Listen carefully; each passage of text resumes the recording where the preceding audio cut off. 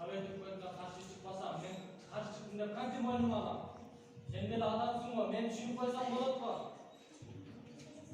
Sen adam emezsin. Sen gittin babasın.